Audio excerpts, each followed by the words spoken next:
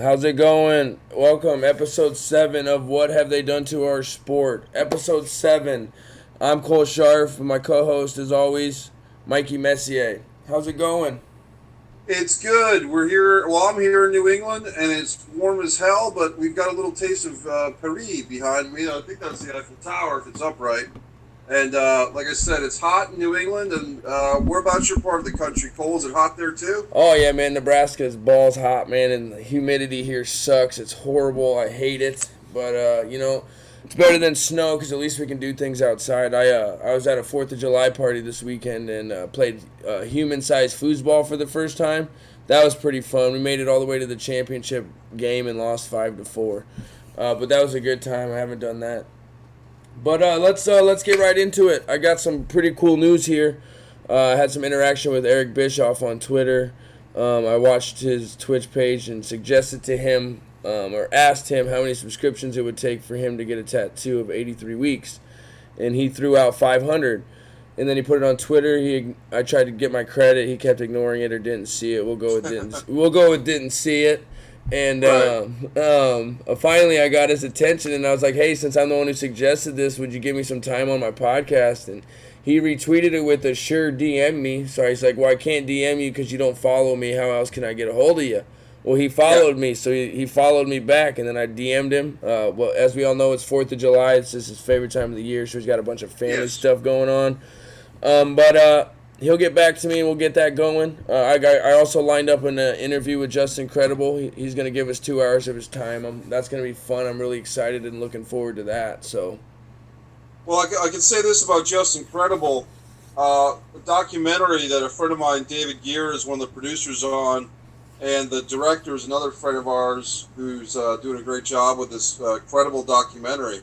And Justin lives about an hour from me in Connecticut, and I've met him several times, and I know that he's fighting the good fight, man. And I wouldn't say that I'm close with him, but I've talked to him a couple of times in person. We were on a film set for the movie titled Vault, which is a great cast. And my friend Tommy DeNucci is the director. Chad Verdi's the producer out of Rhode Island. Martin Scorsese, of all people, is an executive producer on this film called Vault. And Justin Credible and I were there playing prison inmates on the same day, and that was back, I think, in March. oh, And Justin's fighting the good fight, man. So that's good. Yeah, I know. That's why I want to get him on. There's so much stuff I can talk to him about and ask him. Hopefully he doesn't have too many restrictions. But obviously, if he does, I'll respect those wishes and not overstep my boundaries. he's pretty open, bro. So I think Justin will give you a good talk. And speaking of Eric Bischoff, I had a little bit of fun with him because I went on his Twitter thing, and I guess he and Dave Meltzer were going at it again, and I just chimed in, just saying something to the effect of, "Hey, Eric, you might have issues with Dave Meltzer and what he has to say about stuff, but if he hadn't written the Wrestling Observer back in the late '90s, for that whole run of Nitro, then Conrad Thompson, who's invented all these Conrad podcasts, he wouldn't have this source information in order to kind of tell these stories in which Bischoff can then, refute or argue with. So the template or the outline of all these Conrad Thompson 83 week shows is in addition to a lot of the Something to Wrestle shows and even the Tony Schiavone shows that I listen to all those shows. It's because of Dave Meltzer's hard work. And you can say that Meltzer profited because he had the wrestling shows to write about. So it's all circular. But I was just trying to make a point that you can piss on a Dave Meltzer if you want, and I do too. With some of his star ratings are ridiculous. Negative 4 stars for Hogan Andre at WrestleMania 3. And me and JG on Generating Heat had a whole podcast about that. But you got to give Meltzer credit. I mean, he's the one that wrote this stuff. And you might take issue with what he wrote, but the fact that he wrote it gave Bischoff something to make money off of 20 years later. You know what I mean? Yep. Oh, for sure. You're 100% right. Now I did see that interaction, and I will give him that, man. He's pretty interactive with the people, and he responds. I mean, he picks and chooses, but he responds. So if you give him something to talk about, he'll talk about it for sure. Well, he's going to take time out between the blue chews. That Yeah. his, his Jeez, blue man. chews. And I saw him with Mrs. B, his wife. And she looks like a lovely lady. And God bless them. They sold the punch pretty well. They did a nice advertisement for Blue Chews, and look, man, Bischoff, you got to respect a guy like that. Like, he went toe-to-toe with Vince McMahon at a time that not many people had the fucking balls to do it. So give him credit, like him or not. You know what I mean? Yep. And that's why I'm looking forward to talking to him. I can't wait. I'm going to have some good questions, hopefully some that he's never heard before, and give him an experience that he won't forget, and he'll tell us people about us, and we'll get some more guests that way, man. That's all it takes, you know what I mean? Yeah. First thing I want to talk about, we're gonna step outside the wrestling bubble for a second. LeBron James just committed with the Los Angeles Lakers to a 4-year contract. I fucking hate LeBron James. He's a prima donna. He's ruined the game of basketball. I mean, yes, he's a great player. He's the best player in the league right now, but people are catching up. I just don't like how he switched 4 times, like, teams a bunch of times. He don't. You know, when he went to Miami, he said, "Oh, we're gonna win 4, 5, 6, 7, 8 championships," and he left after his 4th year. I don't like the guy. He's arrogant, and now he's in LA. It's gonna be a fucking cluster. It's just everyone's already going there. Lance Stevenson signed there. The NBA's fucking up, if you ask me. I mean, you got these 2 powerhouses in the Western Conference. That's about it. The Western Conference is gonna win it every year. The only thing that I think it's really interesting that you take issue that when LeBron went from Miami back to Cleveland, because a lot of people gave him credit for going back to his original hometown sort of team, although I believe LeBron's from Akron, not even Cleveland, and there's some type of Cleveland versus Akron rivalry, believe it or not. Yeah, I don't think he should have ever left in the first place, in my opinion. That's why I don't give him credit for going back. You don't fucking leave Cleveland if that's your home state and then go win a championship and then go back. You know what I mean? To me, that's just, you know, I feel bad for Luke Walton. He's one of my favorite coaches in the league. I just like him. I liked his dad. And right. his career's going to get ruined because of LeBron. Look at how many coaches that dude's, you know, Eric Spoelstra is the only coach that made it through his whole tenure. Luke Walton was the coach of Cleveland the first time, was that right? No, Luke Walton was the assistant coach of Golden State. Oh, okay. Yeah, so I'm confused. Why does that affect? How is he affected by LeBron? I'm missing something. Because LeBron runs the team. You know what I mean? He's the coach, the GM, and the player. Like, look how many coaches he's gotten fired. He's handpicked every coach he's had that he's played for, except for Eric Spoelstra. He handpicked. But if Walton's with Golden State, no. Walton's the head coach of the Lakers now. Oh, okay. He used to be the assistant coach of Golden State. Is that a new development too? Luke Walton with the I think he's been there for 2 years. 1 for sure, but maybe 2. Gotcha. Maybe You're following 2. closer than I am then. Oh yeah. Well, look, I would say this just to play devil's advocate, but I would actually like to know, Cole. This might be the special NBA sidetrack, but why do you think LeBron James has ruined the NBA? I just don't. I mean, he fucking flops, man. Every time he's anywhere down the lane, he gets someone touches him on his arm, he fucking flings around and jumps on the ground and acts like he's fucking hurt. The dude's never missed a game in his career, and I can't take that away from him. I have much respect in that aspect. But you don't sit here and be the best player in the world. You're 6 foot fucking whatever, 270 pounds of solid fucking muscle, and you're gonna flop around when the point guard accidentally touches you when you go up for a shot. Dude, there was something where he 2 or 3 finals ago, he got knocked into the stands. He kind of brought the camera into his own face or something. Like he almost made it seem like a wrestling stunt. Like he made the fall worse than it was. Oh yeah, remember that from 2 or 3 finals ago? And it's only getting worse, man. And then when his team's losing and he knows the game's over, he pulls himself out of the game and sits on the bench. I don't like that shit. I'm not a fucking LeBron fan. When I think of the greatest of all time, you think of Michael Jordan. That dude didn't miss a game. He missed games and shit, but he played through the flu. He always stepped up in the big moments, didn't choke in the big moments, and then fucking pout and throw fits. And he definitely didn't flop. You look at Tom Brady, that dude. I like Jordan a hell of a lot more than the LeBron. I don't know if I go so far to say as LeBron's ruining the league. Do you feel that Lonzo Ball, is he going to get kicked off the Lakers now? Because do you think LeBron will want to tolerate his dad or whatever? Or do you think he'll give the kid a shot or what? I'm glad you brought that up. I'm actually a huge Lonzo Ball fan. Yeah, his dad's whatever, but I like the kid himself. I think this is going to make him become one of the best players he can be because he's going to get to play with LeBron for 4 years. So I think this is tremendous for his career, and that's the main positive out of it. Because, like I said, LeBron is the best player, but I don't have to like him because he's the best player. I don't like the way he is as a person. Okay, he's a good person. He gives back to the. I mean, on the basketball court, I don't like the body language. You're fucking supposed to be the leader, the face of this goddamn, $1 billion sports league, and you act like a fucking female, flopping around, pouting, pulling yourself out of games when your team's losing, blah blah blah. I just don't like that attitude. And someone who's supposed to be the face of a league, the best player in the world, you don't see.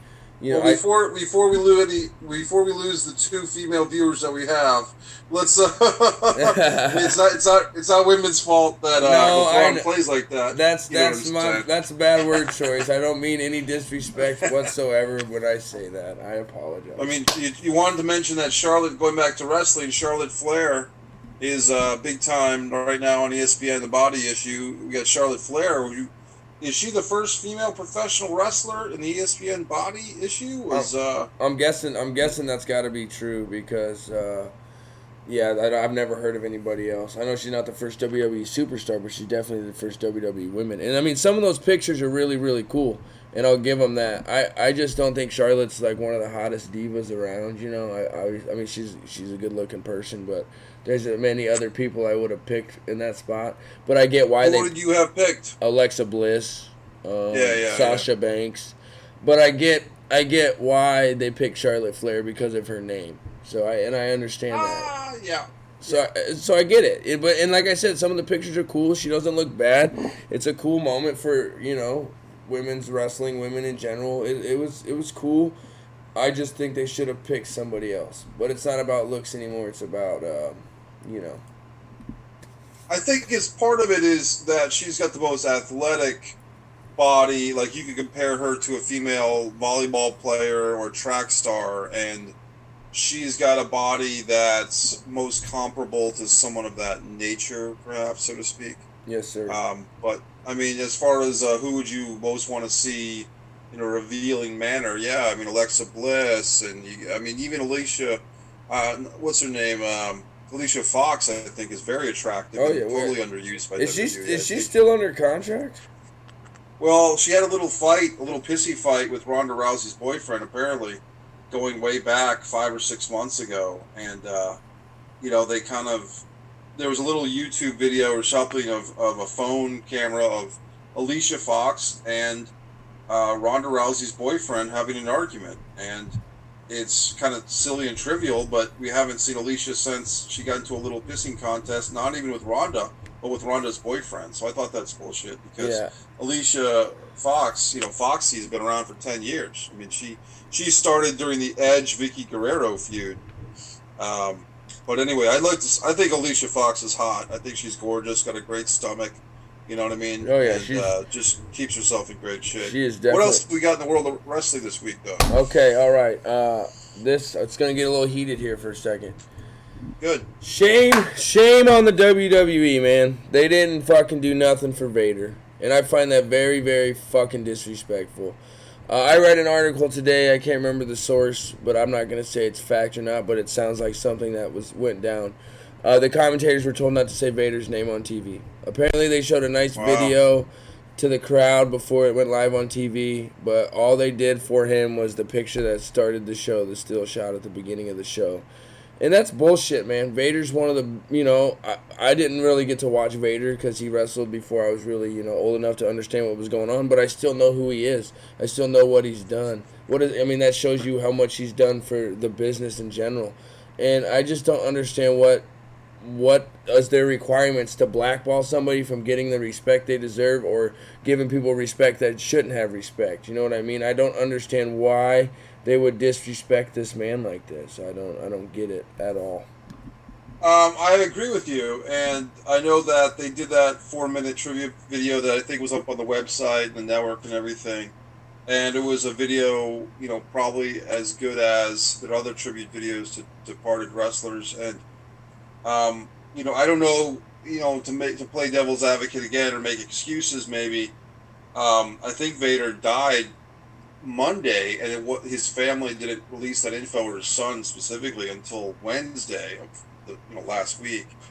And maybe that WWE justified it by saying, well, by the time people see this Monday Night Raw show, the news is old, 5 days old. But honestly, it's such a thin line. I mean, what separates, say, Yeah, but I mean, Ultimate hold on. Warrior I'm gonna say something real quick. Even if that Sure. was their excuse, that it's old news.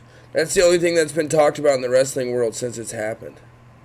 And also, something to the effect of, it's such a weird thing, Cole, how when certain wrestlers pass away, say a Bruno Sammartino, Ultimate Warrior, and if they were recently brought back into the WWE on good terms, it's more of a big deal. Whereas Vader, who didn't really leave on particularly bad terms and was welcomed back and even inducted Stan Hansen into the WWE Hall of Fame, and someone said this about WWE, or Vince McMahon in particular. Vince tends to favor people who he's broken ties with, had a falling out with, people like, say Hogan or Bruno or Ultimate Warrior, but guys like, Vader, or before him, Bobby the Brain Heenan, who never said a bad word about Vince McMahon or the WWE. If they leave, they're not as heralded when they come back. It's like Vince has this psychological issue where he's like a guy trying to woo a woman or something, or vice versa. He likes the chase. He likes the pursuit. So maybe Vader, but I mean, Vader, as we know, announced that he had 2 years to live, that a doctor told him that. Vader was fighting hard against that diagnosis. And you'd think that WWE basically had a year or two at least to induct him into the Hall of Fame. I mean, he should have been in there anyway. He didn't need to have a sympathy Hall of Fame induction. God damn it. I mean, if anyone deserved it, Vader did. And so it is kind of disgusting. I made a video the morning that I found out about Vader's death, and I made my own Pro Wrestling Hall of Fame, the Mike Messier Pro Wrestling Hall of Fame, class number 1. Ox Baker, Big Daddy V, Nelson Frazier Jr., Mabel, Viscera, same guy, and Vader, Leon White. So that's my 3 guys in my own Mike Messier Hall of Fame right there, buddy. Yeah, he definitely should have been in the Hall of Fame. It's bullshit, man. I'm mad about it. Like I said, I didn't get it. I didn't really get to watch a lot of his work and stuff. I have now, but like when it was happening, and but I still remember seeing him on Raw, and the fact I don't understand. And then nobody says shit about it to him. They just, oh, who fucking cares? It's the WWE. They get to do whatever the fuck they want. Like no one's. Well, a lot of people do. But a lot of people are pissed about it. To tell you the truth, Cole, I think the thing is that people are pissed about it. You're pissed. I saw a couple of videos. I saw a video on YouTube. I never saw this guy before, who was even more pissed than either one of us about Vader. I saw this other podcast guy from New York, who's a total New York angry wrestling fan. All he talks about is WWE and how much he hates it, but he constantly watches it, and he was going off about it. So don't feel that you're alone in this anger, Cole. There are guys who are angry about it. I just don't know, who would we want to say something about it? You know what I mean? Yeah, I mean, I feel like someone like a star, somebody that's huge or been in the company or something, needs to step up and say something like, "This is bullshit. You guys didn't even give the guy a time of day on national television because it was, it's just I don't understand. I don't fucking get it. It's the dude deserves more respect than that. So rest in peace, I think man. Mick Foley, to his credit, was saying something. I think Mick Foley was campaigning for Vader to get in the Hall of Fame. Those guys are always going to be tied together because of the missing ear in Germany match and the Texas Death Match at Halloween Havoc '93, and have you ever seen those WCW Saturday Night matches, Cole, from like February, March '93? Did you ever see those? No, sir. Well, you got to find those because they're on a Mick Foley disc. Mick Foley had like 2 or 3 compilations, but there's one that's a double disc that you could probably find it on Craigslist or any of these, secondhand things.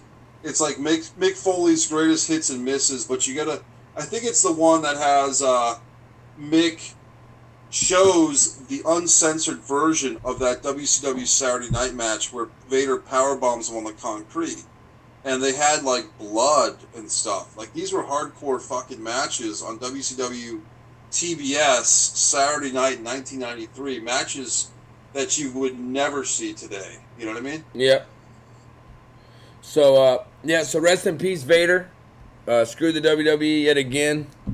I think it's bullshit, embarrassment of what that they just do all this ass backwards shit.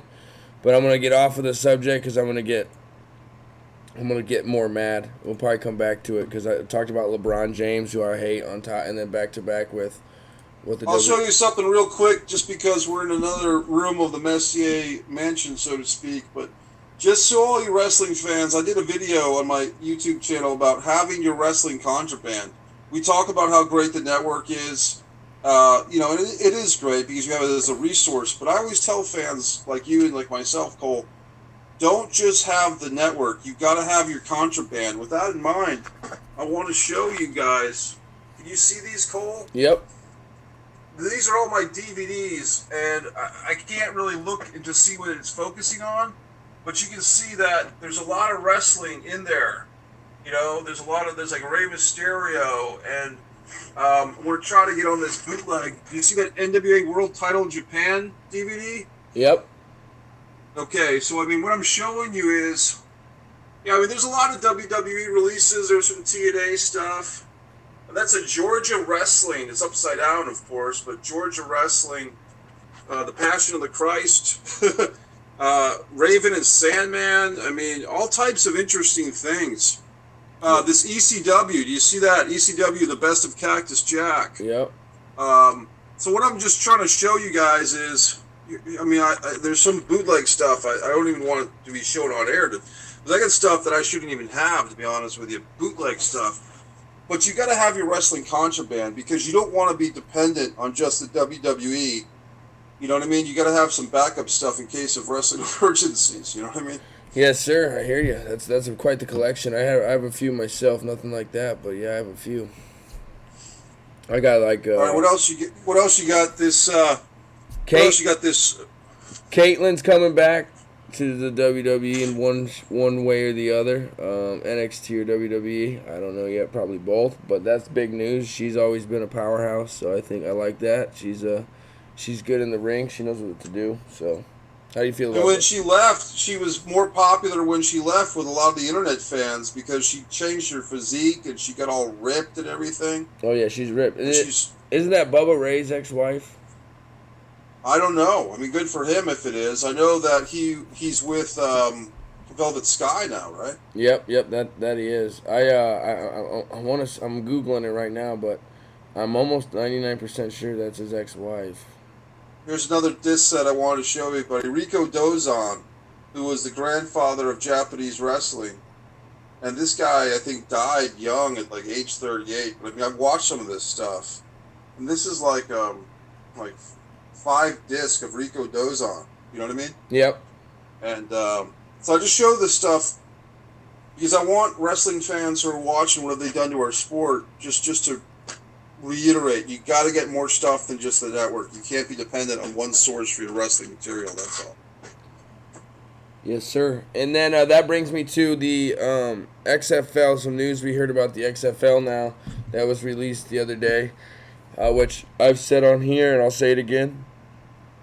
I think the XFL is going to be an epic failure. That other football league comes out in 2019, already has a TV deal, and is a year ahead of Vince McMahon and has a better model as Vince McMahon. Vince McMahon killed the XFL when he came out and said that nobody with a criminal record will play in his league.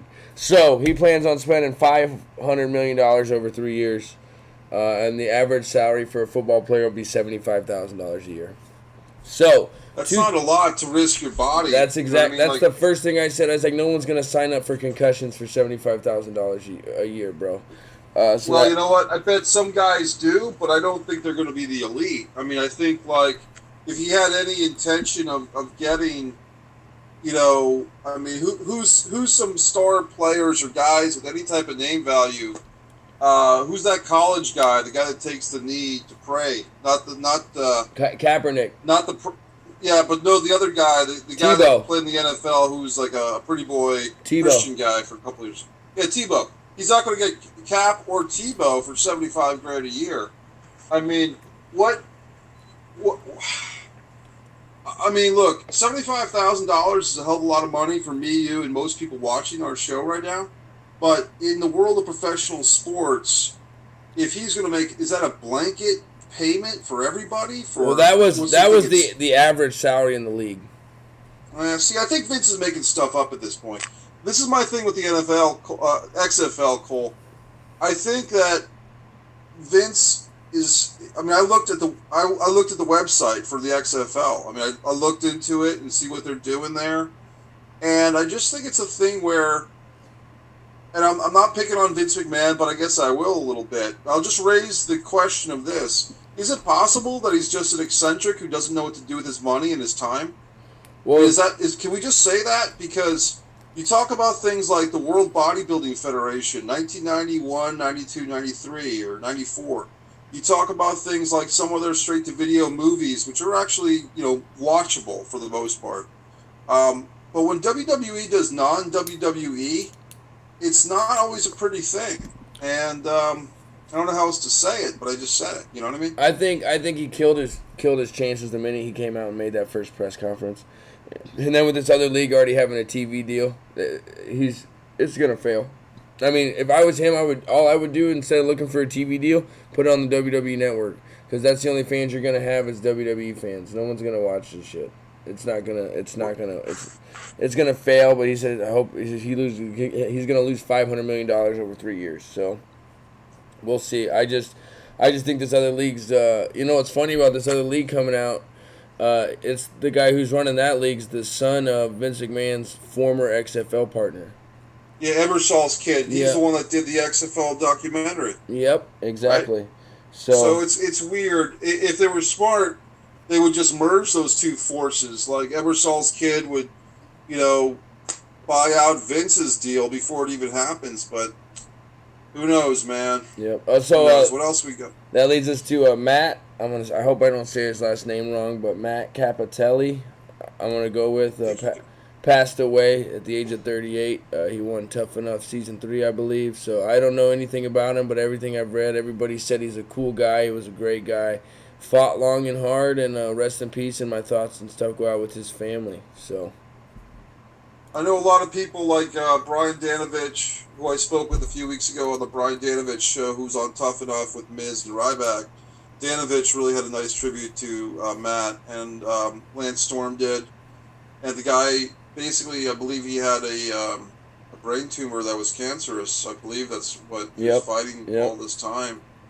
And it's sad. And unfortunately, I hate to say it, but one of the things that he'll be remembered is that he was the guy that got roughed up pretty hardcore by Bob Holly on Tough Enough. Like, Tough Enough had a season where Bob Holly was there, and I just listened to the Something to Wrestle episode where they talked about Hardcore Holly, and basically Holly had just suffered a severe neck injury, like a broken neck, against Brock Lesnar, and then basically a day or two later, he's at the Tough Enough thing, and he gets in the ring with Hardcore Holly, just took it upon himself to rough up Matt, as a lesson in ring generalship. And of course, Holly would say later on that the editing and so forth made it look worse than it was, and blah, blah, blah, and so on and so forth, and so on and so forth. But unfortunately, that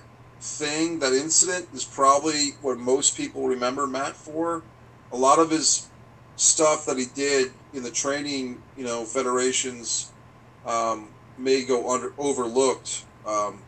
But yeah, it's a sad thing when a guy, I think he was only 38 years old or something really young like that, so it's horrible. 38, yeah, it's pretty sad. So rest in peace, man.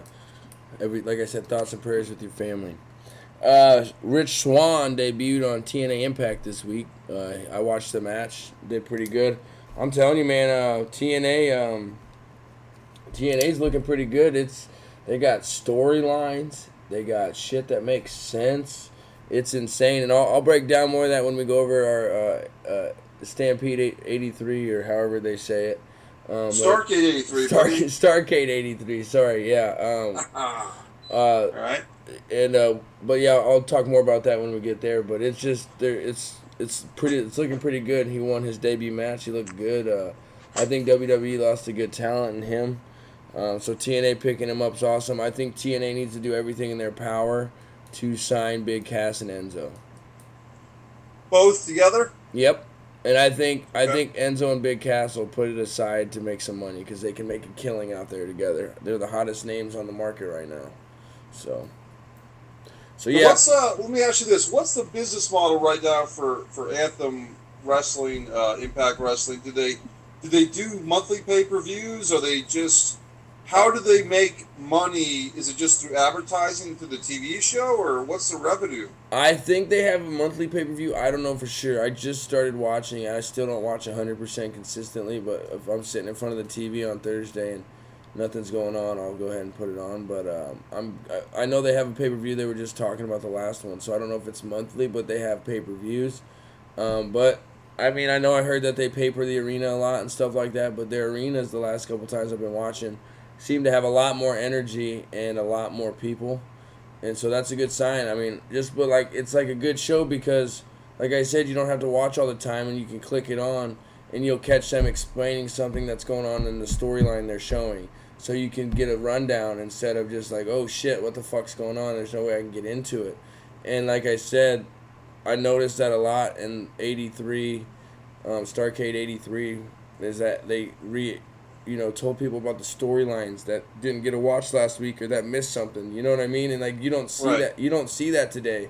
So it's good to see that they're trying to do that at TNA, and I think that'll help. And I think there's going to start being a lot of buzz for them, and they're going to start getting a lot better. That Don Who's some of Callis, your top wrestlers there? Like who do you when they come on Impact? Who do you like seeing? I liked I liked when EC3 was there, but he's gone now, Okay. obviously. I think I liked when Lash. That's what I mean. They lost a lot of talent that had like Lashley's gone now, EC3's gone now. Tyrus just left, which was Brodus Clay. Yes. Um, so they don't really have anybody. That's why now it's a good time for them to get Rich Swann in there. I think he'll be a star. They need to get Enzo and Big Cass. I can't remember this something Cage. This one dude they got is huge, dude. In my opinion, I think he's on the juice, but that doesn't matter to me. That's just what you don't. What about the Hulkster brother? Don't you think the Hulkster deserves one more opportunity to run wild with the NWO? Oh my God, brother! TNA Wrestling, we're putting this thing on fire, brother. Yeah, But I mean, that's one thing I'd say about my experience as a TNA on and again or Impact on again, off again fan is exactly what you're hitting upon, Cole. Is that the talent roster seems to just when someone's getting good, they're gone. You know what I mean? Yep. I think that happened with Maria Kanellis and Mike Bennett. I think Maria was like the head of the women's roster, like in a storyline thing, and then the next thing you know, she's gone. Mike Bennett's gone. That stuff they got going I mean, on with Sam Callahan's really good though right now.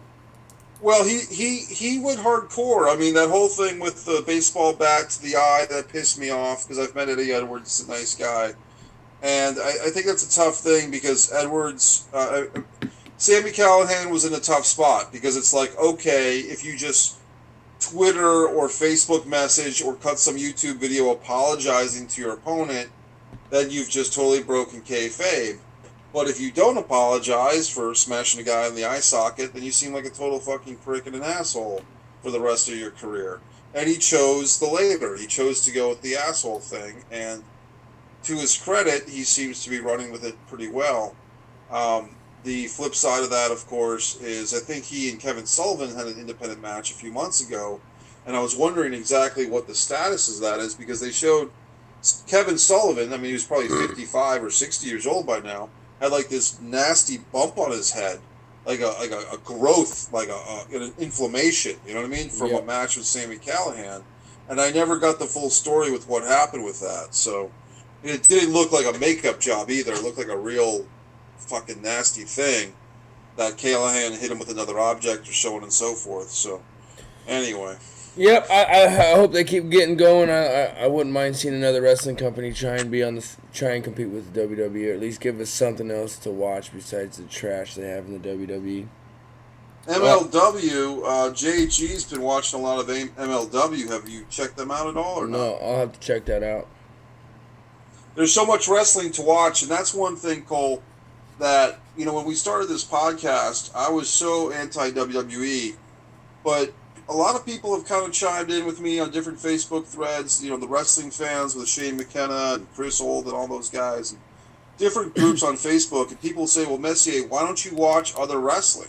And because we're doing this show now, I have been watching other wrestling. I've been watching, I got a New Japan World subscription just to give it a shot, you know what I mean? Yep. And I think for, people like myself and perhaps you, Cole, that we've kind of gotten ourselves in this WWE universe block. Like, we're kind of blocked, you know what I mean? Yep. And that some of these other guys, and like for you, you're watching Rocky Mountain Pro, so you've got that whole thing going. But a lot of guys, are probably like myself, where we remember WCW, ECW, fucking even AWA, and all types of stuff, and then when we see what's left of it, which is just WWE, and we don't like it, there's a block that says, well, all wrestling sucks, or wrestling's not as good as it was 20 years ago. But what a lot of these other fans, and I'll give them credit, is they're kind of coming after me with, check out MLW, check out New Japan, check out this other stuff. Well, for you, you're saying check out Rocky Mountain Pro. And so it is kind of a thing where to do that. Now, my issue is, or even Impact Wrestling, I still have issues with some of all of these groups, because I'll watch a lot of these groups, and I'll have some issues with some of what they're doing too, but I'm not an expert enough to say that on every little thing, but some of these presentations are not to my liking, I guess, as much as the old stuff. Yep. So anyway. Yep. All right, so that gives us to our last thing, and then we'll go over 83, Starrcade 83. Rumor is Lesnar is out for SummerSlam. So I don't know. Okay. I don't know what's going on with that. I don't know how he can be the Universal Champion and not ever be on TV, not beat any of the pay-per-views. They need to get that title off of that dude, man. I don't understand. I don't understand how he's the only guy who's ever been able to hold the WWE up hostage. You know what I mean? It's pretty bad, bro. Did I just go away? No, you're good. You're here. It sucks, and I'll be honest with you. It seems like they've trapped themselves. Meaning WWE has trapped themselves into this Brock Lesnar thing, man. And I've got a YouTube video, Mike Messier challenges Brock Lesnar, and I basically challenged Brock Lesnar to a fight, a UFC fight, $5 million to the winner, but there's only one caveat, and the caveat is, if either one of us has ever been proven to be a steroid or an illegal substance user, we lose the fight automatically. And of course, the big joke of it is that Brock Lesnar's already been proven to be, chemically dependent, or whatever the fuck you want to call it. Somebody even corrected me on that. Somebody corrected me and said, well, Brock Lesnar hasn't been proven for steroids. He was proven for something else. Yeah. So, Jim Cornette tells a story of Brock Lesnar ordering a box of fucking supplements, if you want to call it that. You have to look at the Jim Cornette files if you want for that. Going back to Ohio Valley. Look, I don't like Brock Lesnar. And I'd say that why I don't like him, I just don't think he likes wrestling. I don't think he likes being... He's a weird guy because, it's almost like he doesn't enjoy being himself. He like a Randy Couture has a certain flavor, a certain, he's happy about being a fighter. Brock is kind of weird. It's like he's good at it. I mean, whether it's UFC or WWE, he's good at it, but it doesn't seem like he enjoys it that much. And that's the vibe I get from him. And maybe I'm wrong, but I'm sick of his act. I'm sick of Paul Heyman. And what can I tell you? I mean, I think it's a thing where they've tried to shoehorn this Roman Reigns as a main eventer. They've tried to shoehorn Brock Lesnar. And it's really weird, Cole, because...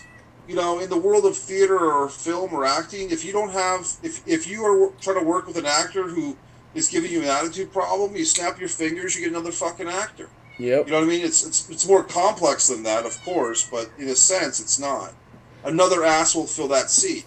Well, if the fans aren't responding to Roman Reigns, and if Brock Lesnar's disinterested in being a working champion, so to speak, snap your fingers. Put Chris Hero, or whatever the fuck they call him now, Cassius Ohno, put him in the championship mix.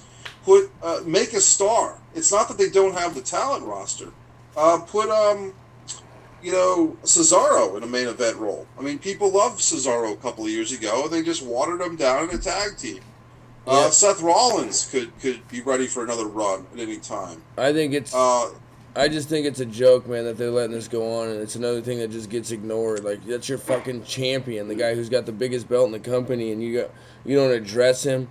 I don't understand their thought process, man. And I'm getting ready to shred them apart when we go over 83 Starrcade 83.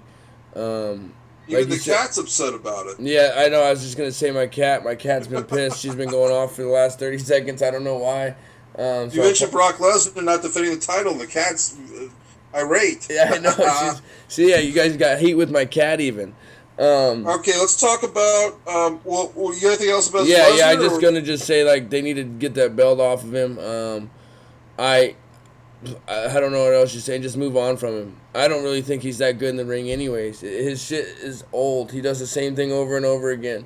He fucking doesn't talk. He gets into a match. He suplexes someone 42 fucking times, and then he pins them. Ooh, that's fucking awesome. You know what I mean? So I'm over it. But yeah, let's get to it. Starrcade 83. I want to thank you for suggesting this to me. I've never watched this before. I didn't get to watch any of this stuff back in the day, obviously, because I was not born yet. But I found it interesting that this was on Thanksgiving. That you would put a pay-per-view on such a national holiday. And the turnout was great. Still, even with it being on Thanksgiving, the turnout was great. So that's the two things I noticed right away.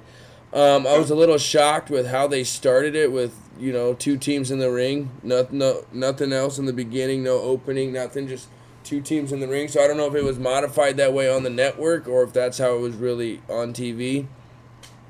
I think that's the telecast. It pretty much starts like that too. Okay. And then the only negative I really have to take out of this was there was no entrance music and shit like that, and they always just started with him in the ring.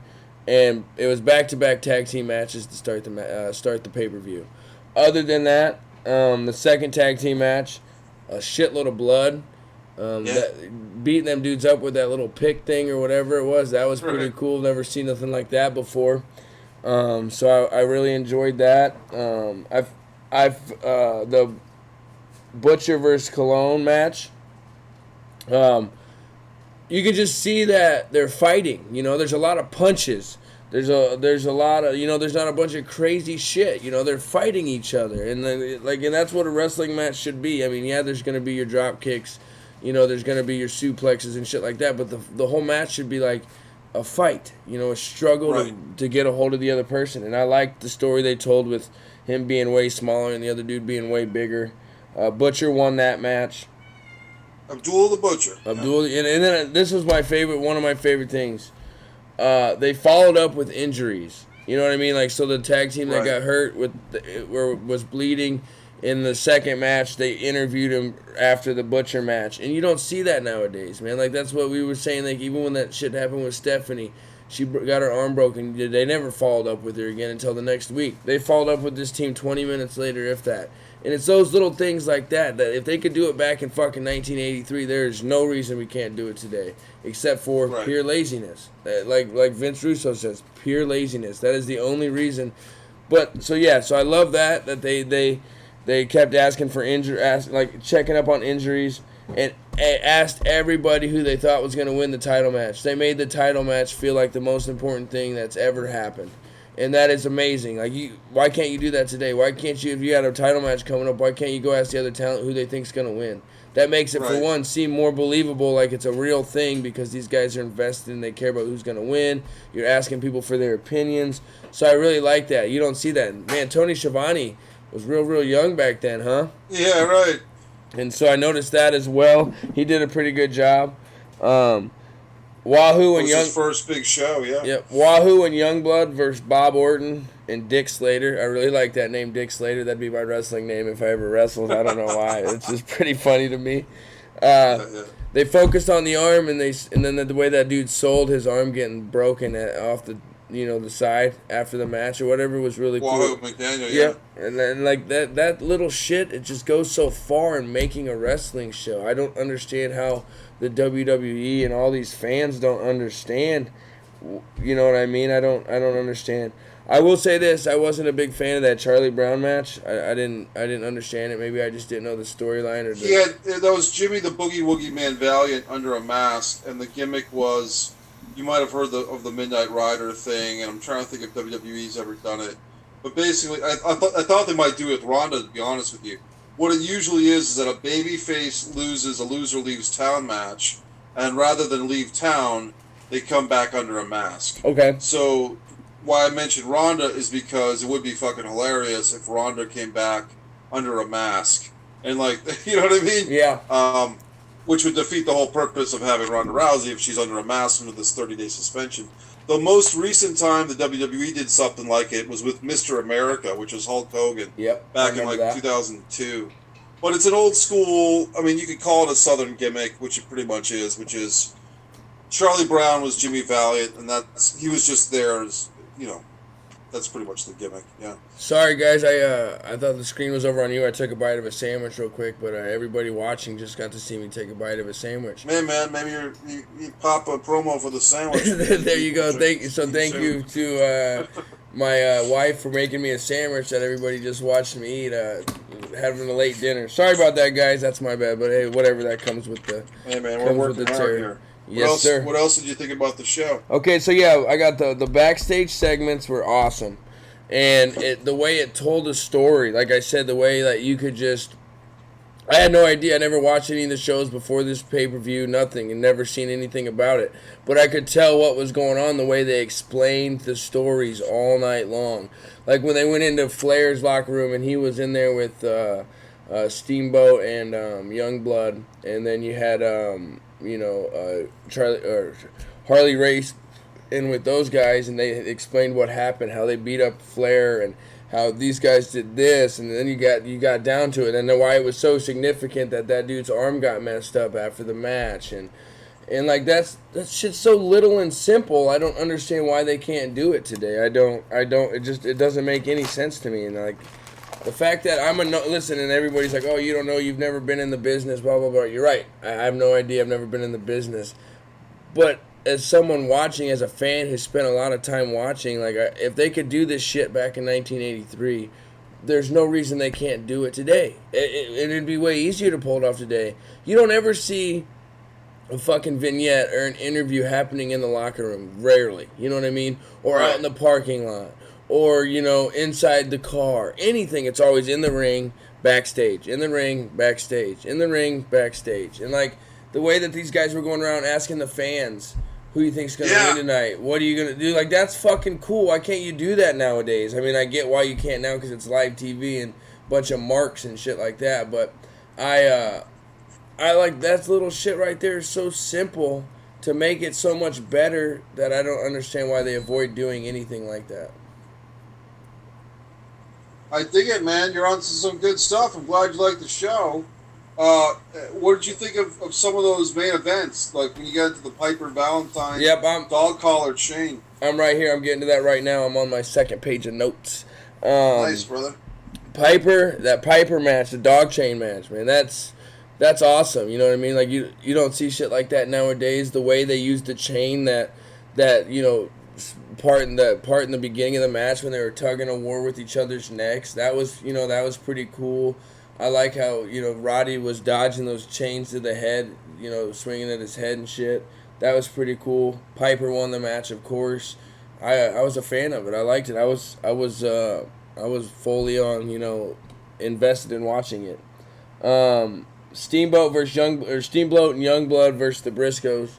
The Briscoes lose. This was my first time ever watching Steamboat in a match, so a lot of firsts for this. Of firsts for this pay-per-views. I'm gonna go ahead and say this though. I'm gonna cause some shit. Roman Reigns stole the Superman punch from Steamboat. Okay. I mean, to me, that's what he was throwing. It looked like to me he was throwing the Superman punch.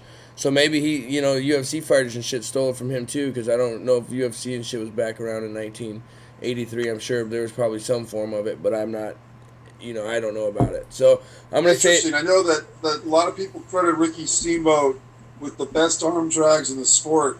I don't know if they were that prevalent in this tag team match with Jay Youngblood against the Briscoes.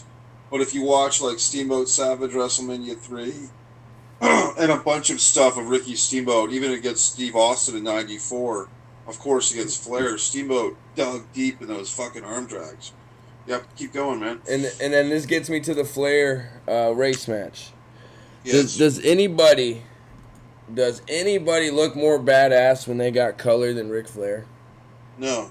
I mean, without Dusty, a question. Dusty's about it. Dusty and Flair, but probably Flair's the best. I don't know if it has to do with the hair or what, but when he's busted open, man, nobody looks better doing it. I don't care what anybody says. That's the main thing I got out of it. It was a great match. Again, I like how the ref was trying to make him follow rules, and I don't know if I missed it or was it announced that Flair couldn't punch him or what? Because he kept saying something about it. That's a good question. Because he kept saying, closed fist, and so I don't know. Was it Gene Kiniski who was the ref for that one? I believe, former wrestler himself. Yeah, I believe so. And he was a little too active in my book. I kept thinking that. Well, I've watched that match a few times, and I kept thinking that Kiniski kept thinking he was a wrestler in the match. Like he kept forgetting he was the ref because he wanted to be fighting for the title himself, even at that age. He was probably 65 or something. Yes, sir. He was all over the place. Well, technically, there's not supposed to be closed fists in pro wrestling, so they were going by that. Okay. And even though it's a cage match, Kiniski was going with there's no closed fists in wrestling, even in a steel cage match. And I tend to think that Kiniski was a little too active as a referee in that match. But I mean, it was still, it added some relevance to it. It made it seem a little more significant to have him in there with all the history that he had as a former champion. Yes, sir. Like I said, so then I got that. Like I said, Flair. No one's more badass than Flair when it comes to getting color. I think he's the best by far. I mean, nobody gets color nowadays, anyways, unless you're in a Brock Lesnar match, then he can do whatever the fuck he wants. But, yeah, I think, and the story they told in the match was awesome. And then of course Flair wins, and the place goes crazy. And then I wrote down the ref because, like you said, he was super, super active, a little bit more active than he should have been. But again, at the same time, it's cool to see that because you don't really see that nowadays. You know what I mean? You see the little bullshit, relaxed, 1, 2, 3, 4. Okay, get off of him. Like he would get in there and aggressively and physically make sure that they knew he was in charge of that cage. So at that aspect, I like that. I think it was awesome. I'm gonna watch 84. Maybe you want to do 84 this week? You want to just stay on Starrcade? Starrcade 84. Let's do the follow-up, man. Yeah, let's do Starrcade 84 for the follow-up. I'm excited to watch it. I'm glad I got to watch it because just like I said, those little things, I'll go over them again. Interviewing the crowd, asking people who they think is going to win the title, following up with people who are getting injured, following up with people who lost a match, shit like that. Everything they did had a purpose.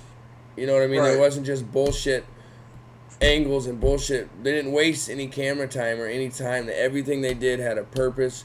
And it's cool to see that again because that's how wrestling used to be. And like I said earlier in the podcast, TNA looks like it's going down that same route, and I'm hoping they do because that'd be pretty fucking awesome for them to get it turned around. I hear a lot of things about that Don guy, but yeah, I'm glad you suggested this. 83 was fun. I had a good time watching it. I'm ready to watch 84. I mean, what are your overall thoughts? I know you said you've seen it a couple times, so. Oh, I've seen it a bunch of times, man. I mean, first of all, you mentioned that Starrcade was on Thanksgiving night in Greensboro Coliseum, and it's because of Starrcade being in Greensboro that I chose to start my college days in Greensboro, because of the history and the lineage of Greensboro Pro Wrestling. That's awesome. And, yeah, definitely, man. And I've been in the Greensboro Coliseum to see pro wrestling, and it's cool. The thing that I would say about just a note, historically, there was wrestling in Greensboro and in other major cities before Starrcade 83. Atlanta's Omni, believe it or not, had a tag team tournament on Thanksgiving night. Okay, get this. That same night, Starrcade 83, Thanksgiving night 83, You also had a tag team tournament in Atlanta, Georgia, which the finals came down to Jim the Anvil Neidhart and Magnum TA versus Butch Reed and Pistol Pez Watley. And what I wouldn't give for a tape of that, like a 20 tag team tournament. And they also had the Road Warriors on that show against, I believe, Brett and Buzz Sawyer. In World Class Championship Wrestling, the Von Erichs. Yep. Starrcade 83 had a loser leaves town match between Michael Hayes and Kerry Von Erich. And I believe Andre the Giant wrestled in Texas on Thanksgiving night, 1983, not too far removed from all the hype with WrestleMania. Andre was in Texas wrestling in Starrcade, wrestling in world. They call it Star Wars. In Texas, they called it Star Wars. So now, even before that year, there was many different wrestling shows going on Thanksgiving night. In the Greensboro Coliseum, I think they call it the Thanksgiving night tradition. Just a very, maybe it wasn't even the official name, or maybe it was, but they call it the Thanksgiving night tradition. But the point is that the idea for these wrestling promotions was you eat your big meal with your family during the day and you run off to the wrestling at night. And it worked. It worked for a long time. How it got fucked up, and I mean, I hate to point fingers back at Vince McMahon, but I will. Vince didn't like the fact that they were trying to get Starrcade 87, moving forward a few years, on pay-per-view, meaning they being Jim Crockett Promotions. Vince McMahon, it's a long story, but he basically shoved them out of pay-per-view that year because he said, well, I'm going to do my Survivor Series, damn it. And you can do our show or nothing at all. You won't have WrestleMania next year. And all these pay-per-view companies basically catered to Vince McMahon, and they didn't show Starrcade 87 on pay-per-view, which was highlighted by Ronnie Garvin versus Ric Flair in the cage. Now, hold on real quick. On that point, I want to just bring it up. He's still got power like that today because Ring of Honor it will not be at Madison Square Garden now because Madison Square Garden backed out because Vince McMahon threw a little pissy fit. History repeats itself, doesn't it? Yes, and sir. So if Vince is looking for a war, and people were bringing this up, and Cornette did, to his credit, about Sinclair Broadcasting, which owns Ring of Honor. See, Ring of Honor is not by itself anymore. They have Sinclair Broadcasting, which is more right-wing, more conservative, the ownership, so to speak, of what broadcasts Ring of Honor. And I'm not sure if they actually own Ring of Honor outright or not, but they do have the broadcast rights. So they're a little upset, or a lot upset, apparently, with Vince. So the same reindeer games that Vince McMahon is playing in Madison Square Garden in 2018, he was playing with the pay-per-view companies for Starrcade 87, whatever the fuck years ago, 30 years ago. So, people want to... This ain't new stuff. It is and it's not. You know what I mean? Like Vince McMahon being territorial. He wants to run the Barclays Center. Guess why, folks? Because it's a newer building and it's a cheaper building. But at the same time, he doesn't want to, in his mind, dishonor his father's legacy, Vince McMahon Sr., in the history of Madison Square Garden by not having a totalitarian, power grip on that. So you can't have it both ways, Vince. But he's trying to. So we'll see what happens with that. As far as your thoughts on Starrcade 83, man, I love your insights because what you said in there with the Carlos Colon Abdul the Butcher match is that it looked like a real fight. Or you said it was a fight. These guys were just beating the crap out of each other. And just before we got on the air tonight, I was watching the Piper Valentine match, the fucking dog collar match. And it's like, this is a brutal, vicious fight. These guys are looking like they're trying to hurt each other. The way that it's being filmed, it looks cinematic. It looks like despite all the advances in cameras and all the other stuff that we have now, this stuff from 1983 Starrcade, it looks like more like a sporting event. You know what I mean? It looks like more like a real fucking thing going down. Yep. The other thing, Cole, to recognize is that when this match took place, there was no mixed martial arts. There was no UFC. So for professional wrestling fans and for the mainstream public, when you thought of, we want to see a fight, you'd either go to boxing or wrestling. And believe it or not, it might sound crazy, But a lot of people in the mainstream, not critics or not sports writers or not people that were informed, a lot of people didn't know in 1983 that pro wrestling was a work. They just didn't. How would they know? Yep. And they may not have, the fans kind of knew, the fans did know, but the mainstream people that avoided wrestling weren't really in on the joke, so to speak. You know what I mean? So that's why people were always asking, is wrestling fake? Because they didn't know. Because the wrestlers did a hell of a good job of not tipping their fucking hat. They were more concerned about upholding the integrity of pro wrestling. To them, see, when I say the integrity of pro wrestling, I know that someone like Xavier Woods and Kenny Omega with their video game contest, that means nothing to them.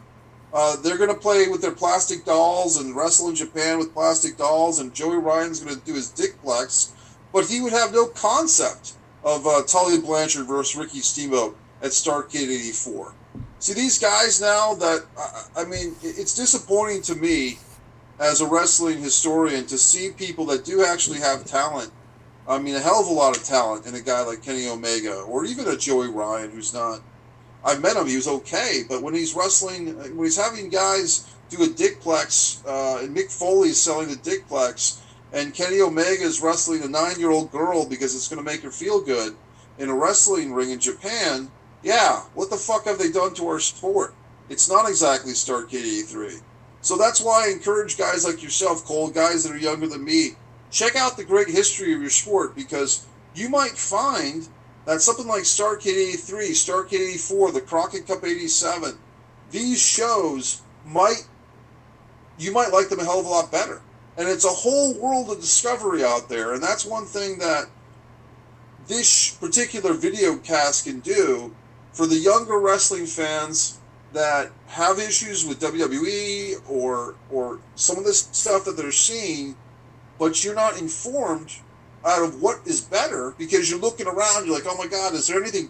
I want to tell you what's better. And that's what we're doing right here. So I'm glad you dug it, man, because if anything can happen with this show, it's that a young guy like Cole Scharf or someone watching our podcast, our video cast, will be encouraged to do a promotion that reinvigorates the sport of professional wrestling. On that end, Cole, I want to see if can you see this book right here? Yep. Okay, my mom got me 2 copies of this book. When I was a kid, she got me this book, and then when I was an adult. Now, this is the copy that she got me later in life. She found the same book. This is Mike Graham, Hulk Hogan. The Fabulous. Well, look at this. Can you see this picture? Yep.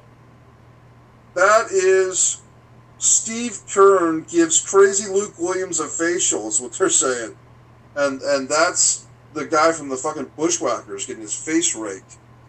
So this is Carlos Colon, the guy that you saw. That's Luke Williams again. He's getting a lot of airtime in this book.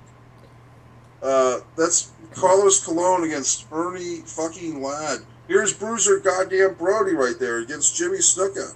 You see that? Yep. I mean, this is the real deal. Dino Bravo. Now, if you were a kid looking at this book, and you're looking through this book, and you're seeing these black and white photos, and you're not seeing these guys with their Twitter accounts, thanking their opponent for their match that they just had in some high school gym in Peoria, or they're not doing a video. Look at Tony Atlas, man. That's a pretty ripped dude right there. They're not thanking their opponent or thanking their promoter or doing a little bow and a little prayer or whatever the fuck. I mean, look at this. This is Kevin Sullivan. Talk about the Rhodes family. That's Kevin Sullivan biting the head. Can you see that? Of Dusty Rhodes. There's Kevin Sullivan with a giant fucking snake. Like, can you see the snake? I mean, he's not taking Jake the Snake's gimmick. This is years before. He's just hanging out the snake. You know what I mean? The Fabulous Freebirds. So when I was a kid, Cole, and I was seeing like these type of images, look at this. Now this is a black and white image, but you can tell that that's red fucking blood. You see that? Ron Bass? Yep. And that's the dirty yellow dog. That's Barry Windham under a mask. And he's doing the same gimmick where he was ashamed because Ron Bass had put a a saddle on him, like a horse saddle. There's Ron Bass kicking, I think, Mike Rotundo's head. I mean, that's no joke. So, Angelo Mosco Jr., who actually, he's kind of an internet sensation now. People say he might have been the worst wrestler of all time. And I've actually looked into it. It's pretty funny that Angelo Mosco was not a very good promo. Junkyard Dog, man. So, it's like he's contemplating with this test of strength over Kabuki. Here's some color photos. Look at, you talk about Ric Flair, man. You're Ric Flair. Look at Steamboat. Here's your buddy, Dick Slater. That's Dick Slater right there. You see that? Yep. Snuka, Flair, and Steamboat. I believe this is the famous Night of Champions match that my buddy Michael Joy went to. Check out this fucking picture of the Road Warriors. You see that? Yep. The That's fucking Kerry Von Erich Ric Flair. So when I was a fucking child, man. Okay, you know, what's his face? Fucking Alberto Del Rio. That's his father. They say that Alberto Del Rio wrestled as Dos Caras II or whatever, Dos Caras Jr. That's Alberto Del Rio's father. Can you see where my finger is? Yep, The guy in the red mask. Yep. That's his brother, Mil Mascaras. The mask, the 1,000 Masks. Don Kernoodle, Jimmy Valiant with some nice blood. And like a glove made out of barbed wire. Andre the Giant, man. And Abdullah the Butcher. I mean, this is the real deal stuff. So, I'm going to go back to me now. When people like Kenny Omega and Joey Ryan especially, when they take their physical talents and even to some extent their mic skills and their creativity, and they come up with things like dick plexes and wrestling 9-year-old girls in Japan, yeah, it pisses me off. Yep. And the internet fans and the defenders of this can say, well, it's a different sport now. We're all, fine. Fuck it. Take your goddamn sport and wipe your goddamn ass with it. Go have fun with your plastic dolls in Japan or whatever the fuck. But for guys like me and for even younger guys like yourself, Cole, who are kind of learning that, yeah, it doesn't have to be like this. It doesn't have to be disgraceful. Then you want to see things like fucking Vern Gagne, man. This is the real deal. And so when people look at Killer Kowalski, I mean, this is the guy that trained fucking Triple H, Killer Kowalski. I'll say this to you, Triple H, if you're fucking watching this. Do you think Killer Kowalski would be proud of some of the things you're promoting? Maybe he would. I mean, I'll give you credit. NXT, Ciampa and Johnny Gargano was a hell of a match, a hell of a story.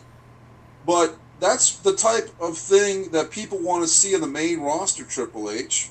So yeah, maybe it's a little sick and forbidding, but when the time comes and if Triple H is the one to run the show, we want to see more of NXT Chicago too, rather than some of the stuff we've been seeing on this main roster. We don't want to see Titus dancing around, with 5 different tag team partners over 7 or 8 years that go nowhere. We don't want to see a bunch of storylines that get false started and stopped. Live up to the promise that professional wrestling has. And if someone breaks their fucking arm, interview them in the back after the fucking 10 minutes goes by and remind the fans, let them know how they're doing. It's simple. Sorry. Well, it's good stuff, man. I mean, this is the thing that people...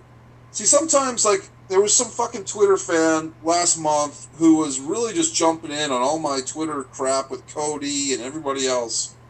And what that fan wrote pissed me off so much. And Joey Ryan liked the fucking comment.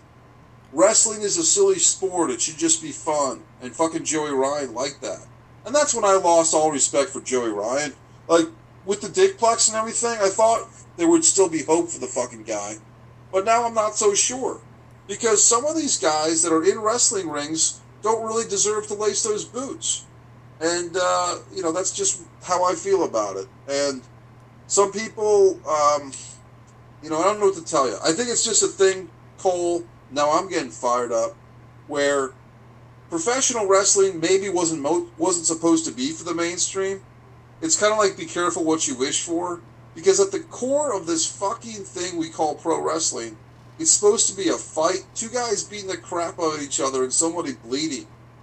And that's supposed to be a work in that it's not that their guys are really getting hurt. They're getting hurt, but, whatever the fuck. Yeah, I know. But when you start trying to put every goddamn charity organization, and yes, I like charities, and yes, I like helping people and all that, but when you try to mix that with what wrestling is at its core, which is violent, big, scary dudes, presenting a fucking fight for people as a vicarious thrill, and try to put that with Be a Star and Don't Bully People, it's a mixed mojo. You can't have it both ways, and that's the fucking riddle that WWE has presented themselves, and now they get to figure the fucking thing out.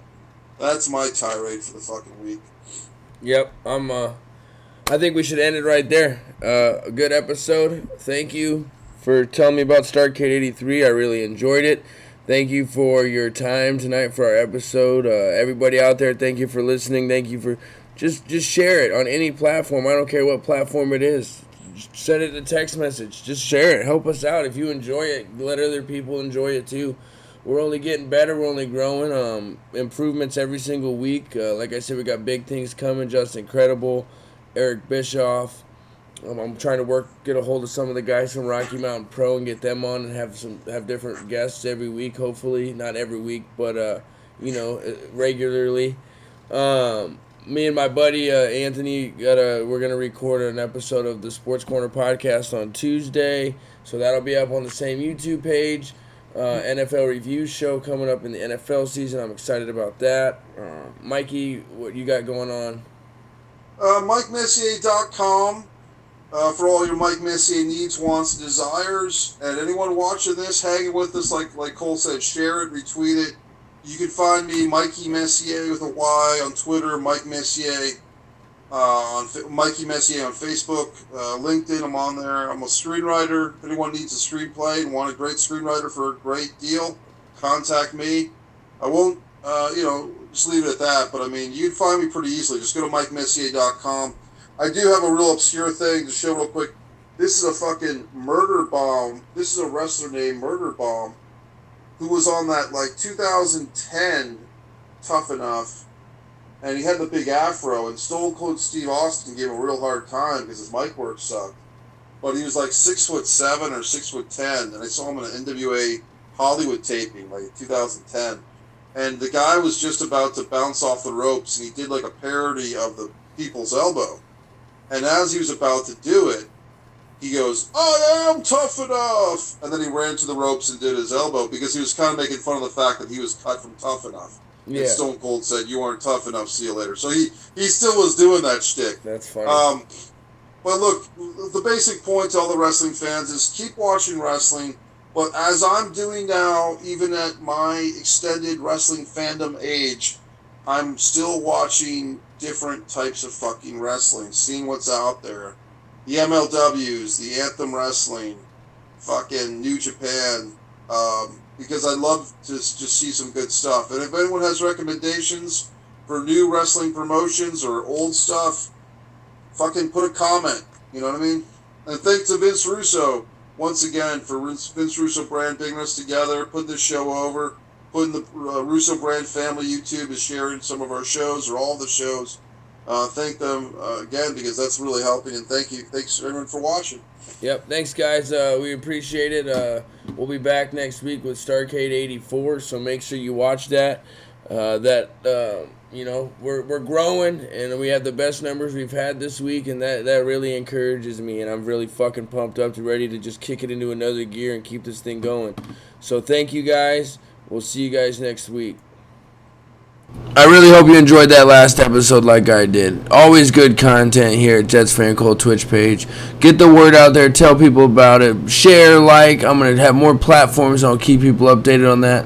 Look out for the next episode presented to you by Jets Fan Cult Twitch page. Thank you. Again, I hope you enjoyed.